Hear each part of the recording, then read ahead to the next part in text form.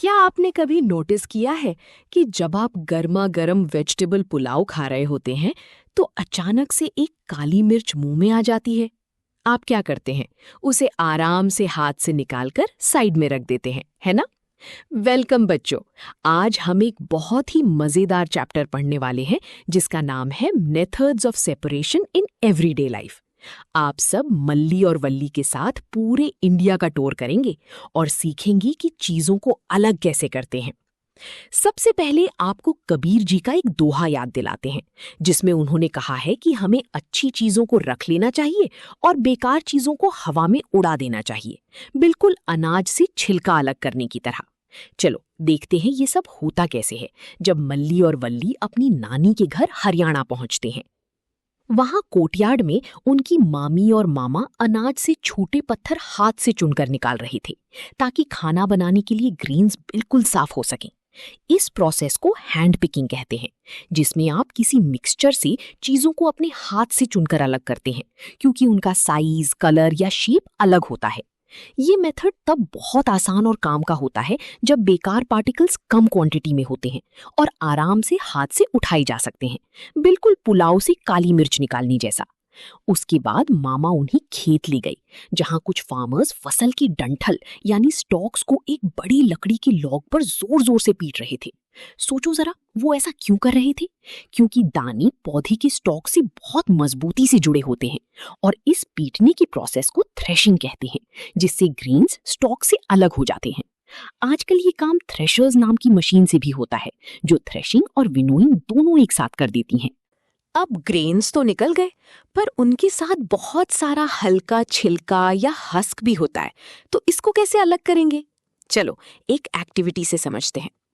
अगर आप भुनी हुई मूंगफली लें, उसे दोनों हाथों के बीच रगड़ें और फिर उस पर फूंक मारें तो क्या होगा?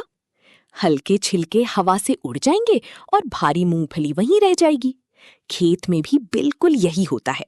फार्मर एक थोड़ी ऊंची जगह या स्टूल पर खड़ा होता है और एक सूप यानी बैम्बू ट्रे में थ्रेश्ड अनाज लेकर उसे हवा की डायरेक्शन में धीरे धीरे नीचे गिराता है।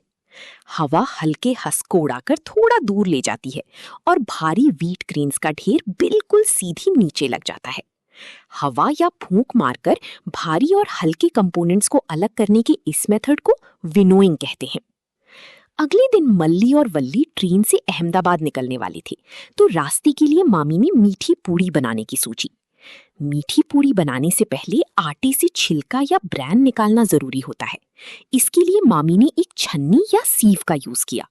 बारीक आटा छन्नी के छेद से आसानी से नीचे गिर गया और बड़ा ब्रैन ऊपर ही रह गया। इस मेथड को सीविंग कहते हैं। आप इसका यूज तब करते हैं जब किसी सॉलिड मिक्सचर में पार्टिकल्स का साइज अलग अलग होता है। आपने कंस्ट्रक्शन साइट्स पर भी ऐसी बड़ी छन्नी जरूर देखी होगी जहां वर्कर रेत से कंकर और पत्थर अलग करते हैं। अहमदाबाद पहुंचकर दोनों बच्चे घनश्याम भाई के साथ साबरमती आश्रम गए जहां फेमस दांडी मार्च शुरू हुआ था। वहां उन्होंने पूछा कि नमक कहां से आता है, तो घनश्याम भाई ने बताया कि नमक समुंदर के पानी से मिलता है। समुंदर के पानी को छोटे शैलो पिट्स में भरकर छोड़ देते हैं। धूप और हवा से पानी वेपर बनकर उड़ जाता है और सॉलिड नमक वहां बच जाता है। इस जादू को इवैपोरेशन कहते हैं, यानी लिक्विड का वेपर बन जाना और सॉलिड का वहीं रह जाना। चलो इसको आप एक मजेदार एक्टिविटी से देखते हैं। अगर आप एक बोल में पानी और थोड़ा नमक घोल लें और उस नमक वाले पानी की कुछ बूंदें एक काली मोटे पेपर पर डालकर सूखने दें, तो ड्राई होने पर पेपर पर सफेद धब्बे दिखेंगे जो नमक है और पानी इवैपोरेट हो गया है। एक दूसरी एक्टिविटी में आप नमक के पानी को एक चाइना डिश में डालकर स्पिरिट लैंप पर हीट कर सकते हैं। जब पानी पूरी तरह बॉईल होकर उड़ जाएगा तो आपको चाइना डिश में आपका नमक वापस मिल जाएगा। ये इंटरेस्टिंग है ना? आयुर्वेद में भी जड़ी बूटियों को छाया में सुखाते हैं ताकि मेडिसिन का एक्स्ट्रा पानी इवैपोरेट हो जाए। इसके बाद बच्चे पुडुचेरी पहुंचे अपनी दादा दादी और दोस्त बालन से मिलने। शाम को दादा चाय बना रही थी। उन्होंने चाय उबलने के बाद बर्तन को थोड़ी देर बिना हिलाए अनडिस्टर्ब्ड रख दिया। इससे भारी चाय की पत्ती बर्तन की बॉटम में बैठ गई। जब किसी लिक्विड में भारी इनसॉल्युबल चीज नीचे बैठ जाती है तो उसे सेडिमेंटेशन कहते हैं। फिर दादा ने आराम से बर्तन को टेढ़ा करके बिना पत्ती हिलाए क्लियर चाय कप में डाल ली, जिसे डीकैंटेशन कहते हैं। आप चावल और दाल धोते वक्त भी यही करते हैं और गलती से मिले तेल और पानी को भी ऐसे ही अलग करते हैं, क्योंकि तेल तैरता है और पानी नीचे रहता है। लेकिन दादा की चाय में फिर भी थोड़ी बहुत पत्ती आ गई, तो मल्ली ने उन्हें एक टी स्ट्रेनर यानी छन्नी पकड़ा दी। स्ट्रेनर से सारी पत्ती चाय से बिल्कुल अलग हो गई और इस प्रोसेस को फिल्ट्रेशन कहते हैं। अगर पानी बहुत गंदा और मडी हो तो फिल्टर के छेद और भी छोटे होने चाहिए। इसके लिए आप फिल्टर पेपर का यूज कर सकते हैं, जिसमें बहुत ही फाइन पोर्स होते हैं। आप फिल्टर पेपर को फोल्ड करके एक कोन बनाते हैं, उसे फनल में रखते हैं और गंदा पानी उसमें डालते हैं। साफ पानी फनल से निकलकर फ्लास्क में नीचे आ जाता है, जिसे फिल्ट्रेट कहते हैं, और मिट्टी पेपर पर रेजिड्यू की तरह रुक जाती है। जब एक फिशरमैन उतुक्कम अंकल अपना नेट पानी में डालते हैं तो पानी बह जाता है और मछली फंस जाती है। ये भी एक तरह का फिल्ट्रेशन ही है। और आपको याद रखना चाहिए कि रिवर्स में प्लास्टिक बिल्कुल नहीं डालना चाहिए, क्योंकि वो एक्वाटिक लाइफ को हार्म करता है।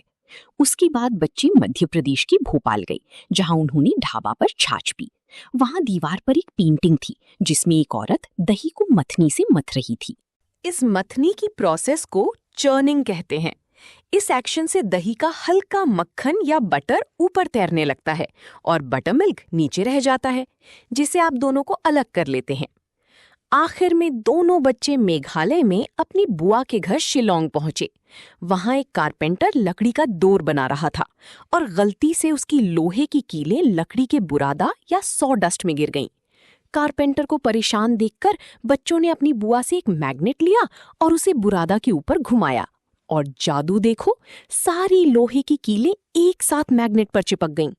इस बहुत ही आसान मेथड को मैग्नेटिक सेपरेशन कहते हैं। जो चीजें चुंबक की तरफ अट्रैक्ट होती हैं उन्हें मैग्नेटिक सब्सटेंसेस कहते हैं, जैसे आयन। बड़ी रिसाइकलिंग इंडस्ट्रीज में भी वेस्ट डंप से लोहा निकालने के लिए बड़ी क्रेन्स में पावरफुल मैग्नेट्स लगाए जाते हैं। तो देखा आपने, ये भारत की यात्रा कितनी मजेदार थी। चलो जल्दी से रिकैप कर लेते हैं कि आपने क्या क्या सीखा। आपने सीखा हैंड पिकिंग से हाथ से पत्थर निकालना, थ्रेशिंग से अनाज को उसके डंठल से पीट कर अलग करना, उसके बाद विनोइंग से हवा का यूज करके हल्के हस्क को उड़ाना, सीविंग से आटे का छिलका छानना, इवेपोरेशन से हीट करके पानी उड़ाकर नमक निकालना, सेडिमेंटेशन और डीकैंटेशन से भारी चीज को थोड़ी देर नीचे बिठाकर अलग करना, और एंड में फिल्ट्रेशन से फिल्टर पेपर या स्ट्रेनर से छानना, चर्निंग से मथकर मक्खन निकालना, और मैग्नेटिक सेपरेशन से मैग्नेट का यूज करके लोहा अलग करना। ये सारे तरीके आप अपनी लाइफ में रोज देखते हैं।